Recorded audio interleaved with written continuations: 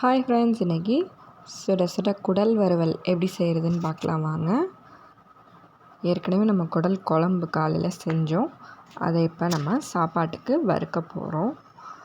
கடாயில் ஃபஸ்ட்டு எண்ணெய் ஊற்றி சோம்பு 1/2 ஸ்பூன் போட்டு தாளிச்சிட்டு, பெரிய வெங்காயம் 2 சின்னதாக கட் பண்ணி அதையும் வதக்கிக்கலாம். கருவேப்பிலை கொஞ்சம், வெங்காயம் கருவேப்பிலை நல்லா வதக்கி விட்டுக்கோங்க.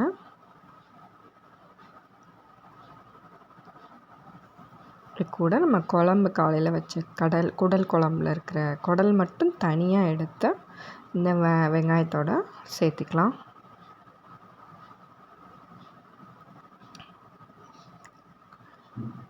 காலையில் இட்லிக்கு குடல் குழம்பு வச்சோம். இப்போ சாப்பாட்டுக்கு இதை எடுத்து வறுத்து பிசைஞ்சு சாப்பிடுங்க, சூப்பராக இருக்கும். இப்போ இது கூட மிளகாத்தூள், மல்லித்தூள், கறி மசாலா மூணும் போட்டு நல்லா உப்பு போட்டுக்கலாம்.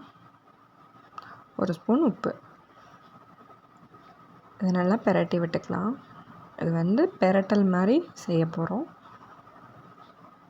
நம்ம மட்டன் சுக்கா செய்வோம்ல, அதே மாதிரி இது குடலில் செய்கிற ட்ரை கிரேவி. பிரட்டி விட்டுட்டு இப்போ நம்ம மசாலா, உப்பு இதெல்லாம் சேர்த்திருக்கோம்ல, அதனால் கொஞ்சமாக ஒரு 1/2 டம்ளர் தண்ணி மட்டும் ஊற்றி ஃபுல்லில் ஒரு 5 நிமிஷம் கொதிக்க விடலாம். நல்லா இந்த தண்ணியெலாம் ட்ரை ஆகணும். பாருங்கள், நல்லா தண்ணியெலாம் வற்றிருச்சு, மசாலா வாடையும் போயிடுச்சு. இன்னும் கொஞ்சம் தண்ணியாக இருக்குது. இதை நல்லா பிரட்டி விட்டுட்டே இருந்தோம்னா தண்ணியெல்லாம் ட்ரை ஆகிடும்.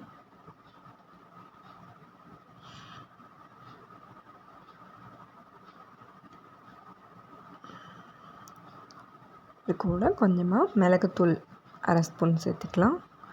மிளகாத்தூள் சேர்த்ததுனால நம்ம மிளகுத்தூள் கம்மியாக சேர்த்திக்கலாம். காரத்துக்கேற்ப நீங்களும் சேர்த்துக்கோங்க எவ்வளோ வேணுமோ.